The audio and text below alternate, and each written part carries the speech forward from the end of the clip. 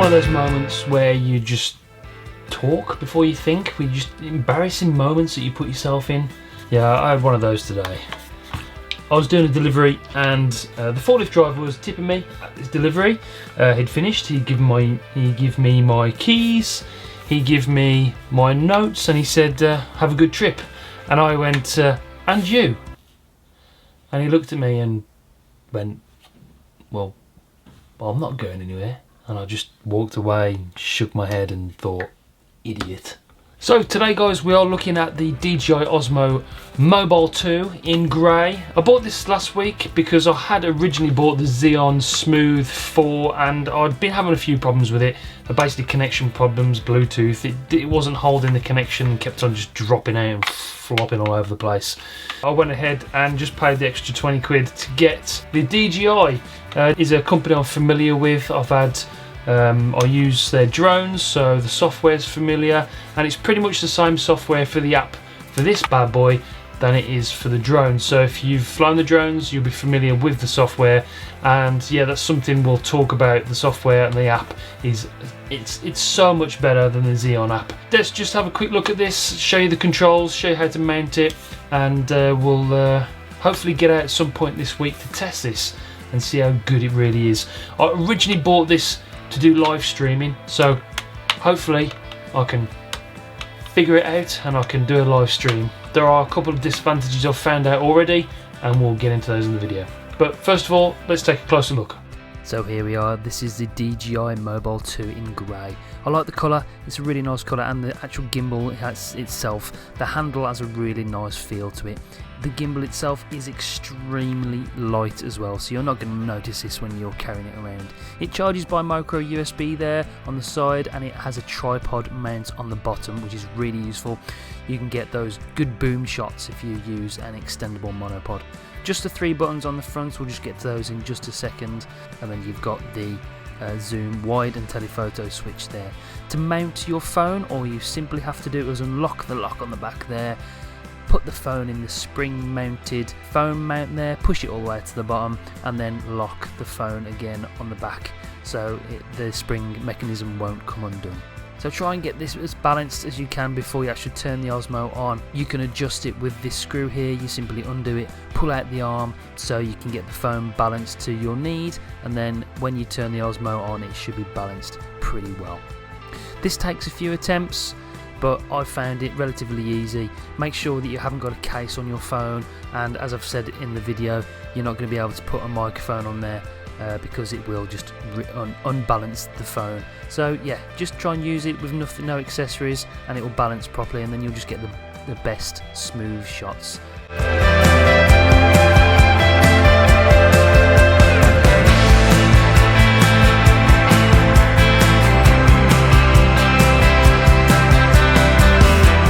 The buttons on the front, you hold down the mode button to turn it on, and it comes automatically in pan mode.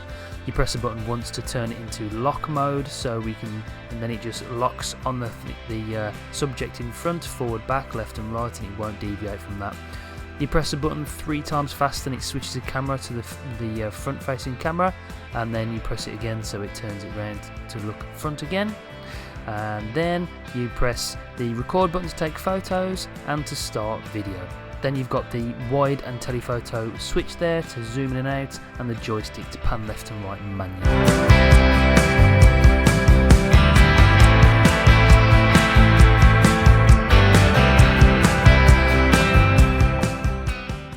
Another great feature of the DJI Osmo is that you've got that tracking feature in-app that like you get on the drones. Everybody's used to the drones tracking apps, tracking people. You can circle around people, all those different things you can do with the drones. Well, with this, you can track people as they're talking as well. The gimbal does a really good job of tracking, the app does a really good, the software is really good, and it's a nice smooth pan. The Xeon didn't do such a great job, it was a bit jittery and a bit slow catching up, but with this, the Osmo follows me anywhere I move, and that does a really good job, and that adds a really cool dimension to your videos. Something else you can add, another tool in your arsenal of filming techniques. I could just do this all night. I set up the camera for this shot and I sat back down and moved away from this, and it just retracked my face when I sat down. That is That's pretty impressive. Another great thing on the app is that it has a motion time lapse. It also has a hyperlapse mode as well. You can set the motion time lapse by tapping that there where it says normal, go into motion time lapse, and then you create position where you want to start over there, move it to where you want it to finish, tap, and then hit start, and choose your interval and your duration. We'll just keep it as that, and the Osmo will automatically start doing the time lapse, move across the screen nice and slowly, and do that motion time lapse across from one point to the other. Now, usually you'd have to have expensive sliders with your DSLR to do this kind of thing, and I'm just using the front-facing camera here, but the back-facing camera is obviously very good on the iPhone X. You're going to get some good results with this. I just missed sunset. Well, in fact, did I get it?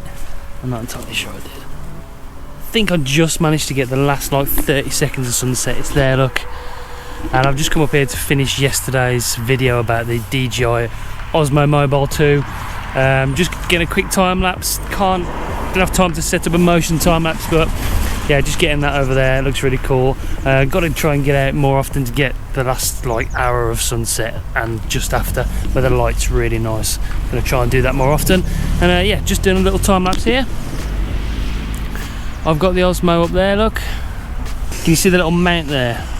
That little bracket in between the tripod and the DJI Osmo, I can put a aperture light on there, so when I'm going to attempt to vlog on this, I've got a light so I can do it in the dark as well. So yeah, it's a handy little tip for you.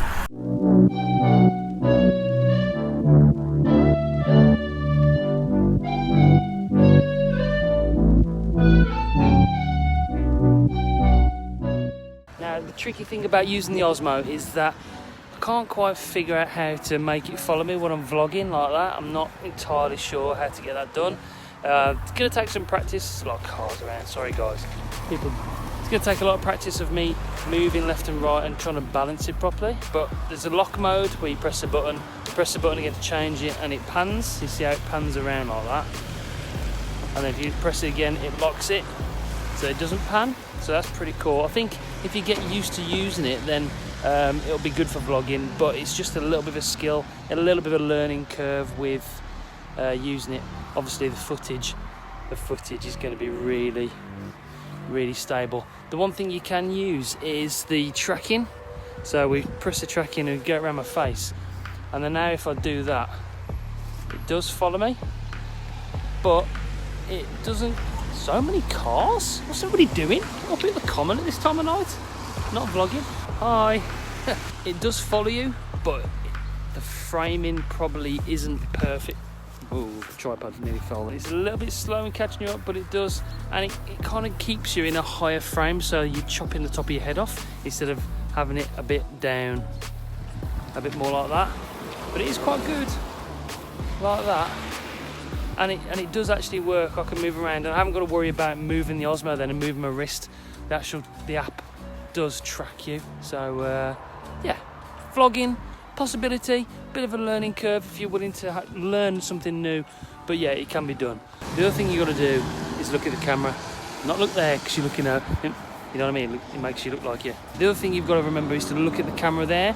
I'm looking at myself all the time there at the moment, just try and make sure I'm in frame. You've got to make sure you look at the camera, otherwise it looks like you're looking off like that, but you got to do that. You got to look at the camera, not there, there, not there, there.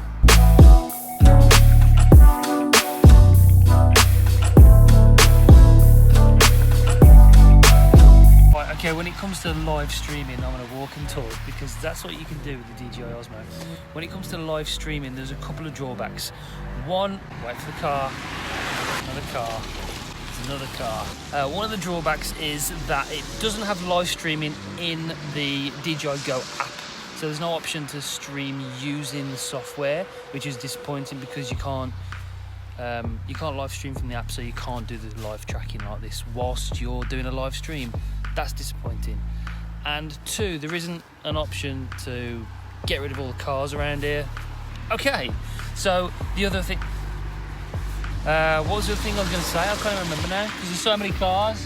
Yeah, the other thing is that you can't whilst recording, you can't switch between cameras, so I can't switch now, press the button 3 times, and it doesn't switch whilst recording. You can only switch whilst you're not recording to the rear camera, and then swap it back to me. So that's another thing to just bear in mind. The other thing is that obviously there's no option to put a microphone on this because the way you put the phone into the Osmo, you can't clip it in. It's actually where the input is, especially for most phones. It's on the bottom by the charging cable, so you can't put any external microphone on that. There is a way of doing it to turn, obviously put the phone in the other way, but it's going to unbalance it and it won't be very steady. So that's the only other problem. You can't put an external microphone on unless you want to try and bodge it some way, but I can't think of another way to do it at this moment in time.